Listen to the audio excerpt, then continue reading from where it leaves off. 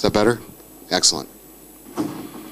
So the Hurricane Electric, how many people are familiar with Hurricane Electric?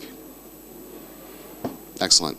The newest thing for us this year is that 6 months ago we launched in Johannesburg, Africa. That was our first deployment in Africa, and we're going to be expanding to 3 more countries over the next year.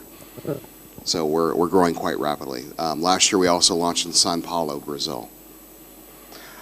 Peering Manager, it can be one or several people, responsible for ordering and installing cross-connects, responsible for daily peering requests, monitoring the emails, often a part of the NOC or Network Operations Center. Responsible for smaller peers, because not every single peer requires hand-holding and interchanging of emails and constant updates. Supports Interconnection Manager, which I am specifically. No travel is required from this person. Basically, they sit and monitor the email and install cross-connects and manage upgrades. A peering manager is not necessarily a BGP expert, so they're not really expected to know how the inner workings of BGP. And obviously, they're not a salesperson. Interconnection Manager, often a single person, because that is the face of your company. They manage strategic relationships with different peers. They analyze traffic profiles and make decisions on interconnection points. Often responsible for new locations and exchanges. Partnering with engineering to do traffic control. How many people do traffic engineering themselves? All right, excellent. We're responsible for the peering policy and responsible for any contract or peering agreements. We are BGP experts. We need to know how it works to support everyone around us. Part of the daily responsibility is research analysis, new markets, conditions, interchange trends, and other issues. Capacity management is also a big factor. It's obviously whenever you have a network, you need to manage how things are flowing over time. As I said before, I am the public face of Hurricane Electric. Thus being said, I'm on the road roughly 70% of the time of my life, so I'm home very little. Face-to-face meetings are critical for anything that I do, because once you have a handshake and an acknowledgement, you have a lot better opportunity to be interconnected. I was at a JP NAP meeting last year, and one of the local incumbents stood up and said, "If I don't see you, I will not peer with you." So emails often go unanswered unless you have a hello and introduction. So do take the time to go and meet the people you want to peer with. Like I said, face-to-face meetings are critical, especially for my role. I am not a salesperson or a product manager. Here's a good description for an interconnection manager. And feel free to interrupt me anytime you would like to ask questions, or we can wait till the end where we'll turn off the camera so I can answer any questions off the record. So a typical day for me when I'm at home, I review all of my peers. I know my network well. I look for tuning performances and anywhere I can actually add another partner. A lot of things that are overlooked is once you have a peer in one area, it will be to your advantage to have them in multiple locations in case of failover. Performance tuning, we'll dive into that a little more. New peers and existing exchanges. I try to find as many peers as we can. Today, Hurricane Electric has roughly 6,700 unique ASs attached to us. That's more than any other network in the world. Part of my job is new market research. We'll dive into that a little more later. Contract reviews and new peering opportunities. It's surprisingly, today in 2017, how many people are not listed in the PeeringDB. And without being listed in the PeeringDB, it makes it very difficult for you to find them. So this is the topic I'd like to talk is actually know your network. How well do you actually know your own network? Do you know where your traffic is going and destined to? For example, one of my daily tasks is for performance review. I noticed that AS1234 is going over a transit provider, and the network I'm looking at is actually AS8452.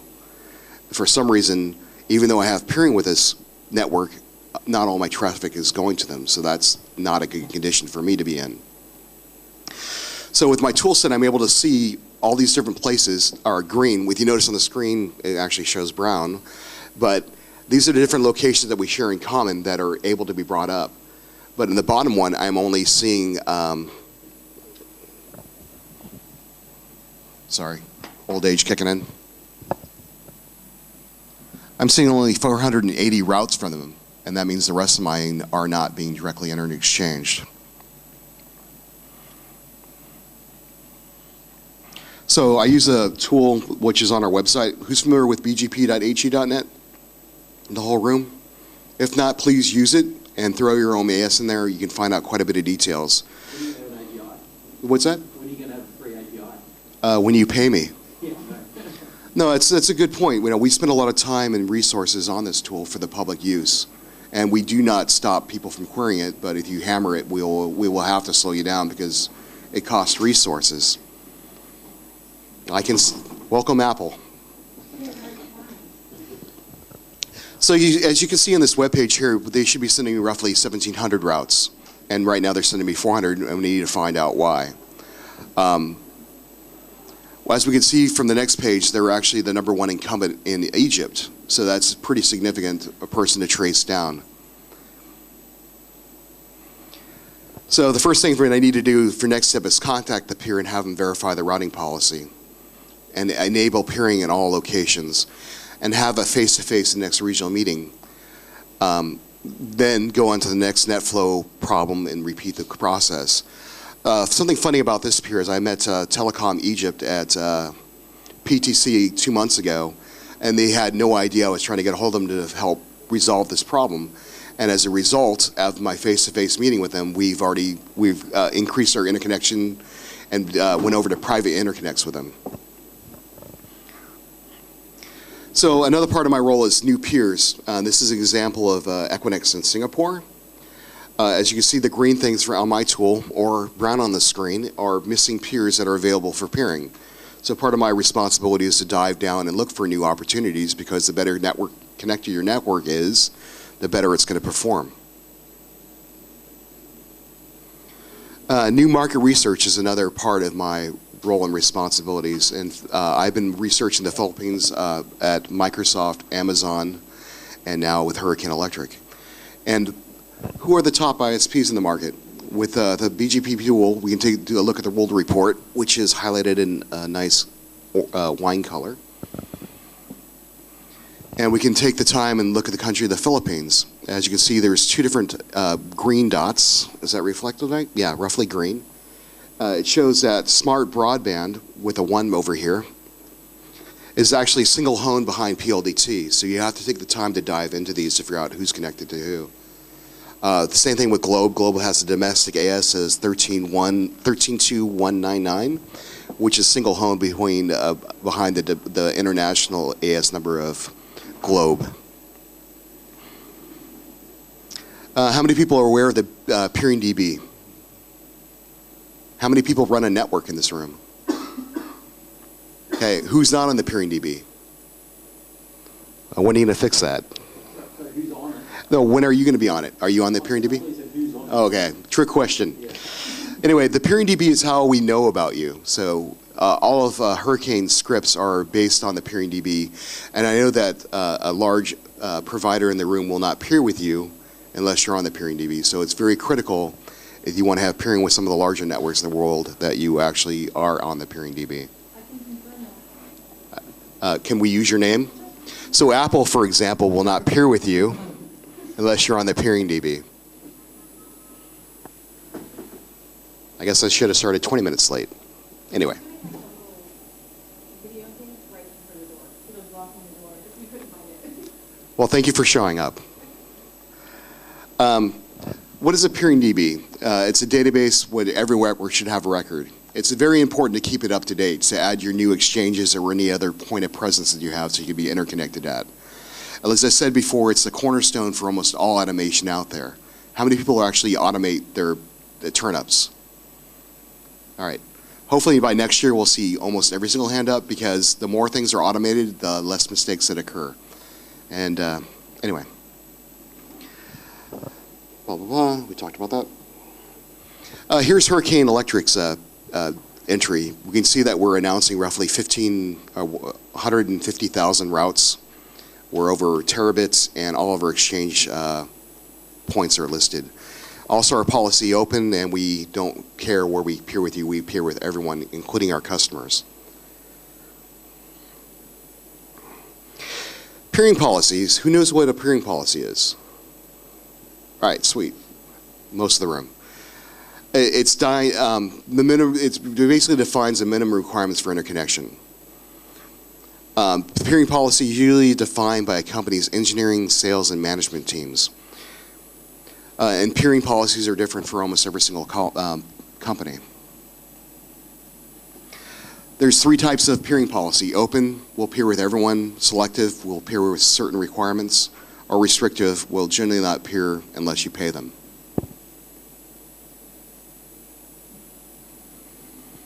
Open peer policy are usually by networks that are more concerned with performance than anything else. Networks that usually do not have a significant market share or have a lower traffic volume, or networks that are very imbalanced. As far as Hurricane Electric is concerned, those do not apply to us. We have an open peering policy because our goal is to make the world better connected. We also peer with the customers. Selective peering policy. Carrier networks that have traffic profiles that are more imbalanced. Networks that have a significant market share but with higher volumes. Networks that are most concerned with revenue. How many people know of any restrictive or selective peering customers today, or networks? So why are you selective? We won't peer with the network that's not in PeeringDB, and also we won't peer with the network that doesn't have a network operation. Is that a 24/7 network operations? All right, good to know. Is that stated under your peering policy as well? Thank you, Ren. Restrictive, monopolistic networks, when we all know who those are, and they are only concerned with revenue growth, and they will not peer in the market no matter what. So if you want to go and have good performance, they want you to pay them, or pay them somehow. Peering requests. This is actually very interesting. It's important for you to know what's unique about your network. Why should network A peer with you? Do you know where your traffic comes from and goes? Do you have net flow? So whenever I worked for other companies, I would make a list of my top destinations when I went to a new country, and there's plenty of free tools out there to let you do that. And you always go by the most traffic to least amount of traffic, obviously, and that way you get the biggest wins first. Those will probably take a little longer, but it's worthwhile.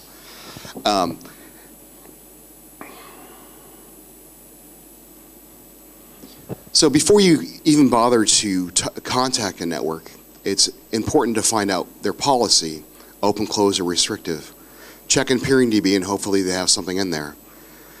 Check the exchange point websites before you join to make sure that the networks you're trying to peer with are there. Does your target AS or that peer you're trying to get to, do they participate in the route server? If they do, then great. Some of the problem with route servers, some networks don't peer with them.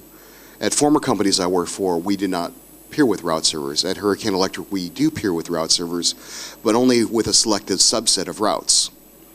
Is Apple allowed to talk about route servers? Yeah, we don't peer on route servers anywhere in the world because we have event-driven traffic, which can overwhelm and cause harm to all participants. And that's not our goal. The bilateral interconnection that we do across. I agree with that. I also like to have bilateral sessions, so I have somebody's name to associate with any kind of session. For example, if I notice an event, all of our tickets and our scripts have that captured in them so that they're my knock and say, hey, what's going on? Did you intend to do this? And just continue to build a relationship, because like I said before, and when I was in Japan, it's so important to have that face-to-face email exchange so that people know who you are and how to get a hold of you.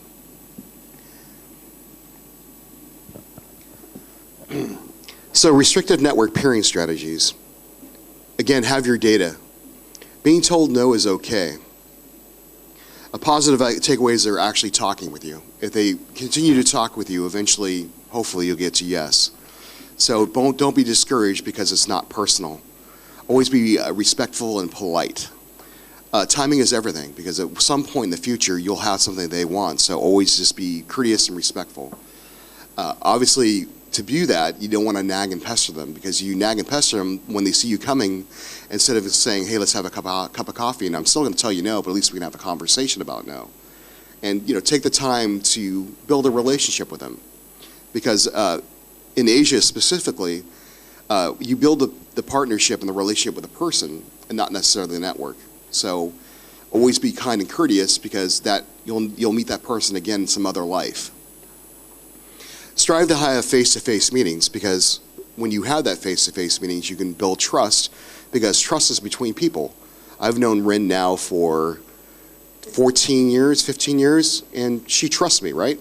Yeah, so that takes time, but that relationship, my point is that transcends different companies, because when Rin or I go to another location, hopefully not for many years, I can say, hey, Rin, I'd like to appear with you. She says, oh yeah, well, I trust you. And okay, Rin, we're good. And because that part of networking is so critical, the personal part, I can't strive that enough. So take the time, keep asking, and just be nice. One time I did somebody wrong at my former company. This was back at Microsoft days. And it took me probably 12 years to repair the relationship, and many drinks and dinners and stuff. But the lesson I learned and you all should know this, is that the networking world is very small. So mind your words and always just be positive, because once something comes out of your mouth that gets you off the direction, it'll take you a long time to recover. Back to restrictive policy, is that it took me 6 years to get one peer that was very restrictive, because finally I had something that they wanted, and I was able to provide and be joyful and cheerful about it. And I did it on the high ground, right? Always be positive about it. And that was a great win for me and my former company. This is actually funny. Example peering request email. When you're emailing exchanges, I pick on Tom, my good friend. Tom sent me an email saying, basically, I'd like to peer, here's my details. And he notices that, the key things here is that he noticed that we had about 3 gigs of traffic, so he did the time to research. He sent me the graph as part of the email to show that, hey, yes, Walt, this is coming over transit. I should peer with you, and because we have an open policy, we agreed to. He provided the traffic levels with the net flow data and the location that he wanted, and because we have an open policy, he already configured the session on his side and with his details to make my life easier.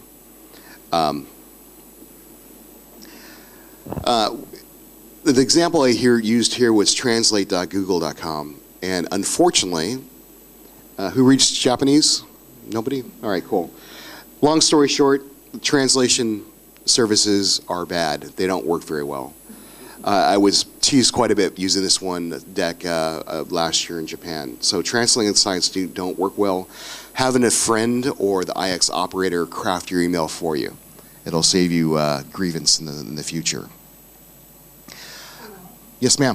One thing that really helped at Apple was, for those who don't, we did not have a network 3.5 years ago, and we're going from nothing to 75 locations, several thousand. The translation was a really big problem. There was about 20 there. What we did when we were coding in how to do the automatic configuring, we color-coded them. Right? If something was configured on our side and needed to be established, green if it was good enough and running. Being able to cut and paste something that was color-coded back to the peer made it go so much faster, because the signal and attention was just the shading. So anything you can do to automate and clear, this is done, this needs action, would be helpful for you. Yeah, Hurricane Electric is very unique. It sounds like Apple is too, that whenever we do something more than once manually, we spend the time to automate it. I guess I can show you some stuff. Let me come back to that during the open discussion. So the key meetings, especially for APAC, is JNOG, Japanese Network Operations Group. Any kind of local exchange meeting that you're going to, I'd recommend going to at least one a year. And also, before you go to these meetings, it's important for you to make your hit list. I'm not pairing with X, Y, and Z person. Tori Mama-san from JPNAP, please make sure you introduce me to these people so I can have face-to-face conversations. And the great thing is when you have face-to-face conversations, your likelihood to get peering is significantly improved. APF, the Asia Peering Forum, ACC, NANOG, of course. Even though you might be an Asia-centric network, I would recommend at least going to one NANOG a year. 3, probably overkill, but 1's critical. PTC and APRICOT right here. Also, the more global your network is, the more meetings you should attend. That's why Walt's on the road 70% of the time. In summary, a dedicated person is required for any kind of interconnection long-term strategy. If you have a person doing it only part-time, then you're going to get part-time results. Number 2, create a peering strategy that works and fits for your network. Not all networks are open, not all are closed, but you'll find the balance somewhere. And whatever you do, please take the time and put it on PeeringDB with whatever requirements you all have. Attend local and regional meetings. Know as much about the target network as you can, because when you have the discussion, like I showed you with Tom from Cloudflare, he specifically called out, I got 3 gigs of traffic to you today. We'd like to exchange that locally. Your policy is open. I've already configured my sessions. Thank you for peering. Send the right people to the meetings. If you're sending salespeople to sell services to a peering forum, you're not going to be well received. Make sure you send somebody, if you're sending a non-technical person, make sure you send someone along that understands BGP so they can answer the technical questions. You know. As a friend reminded me, you know, it is all in the end about performance in dollars and cents. So with that, list of my references. With that, I'd like to turn off the recording. Please let us know when that's completed.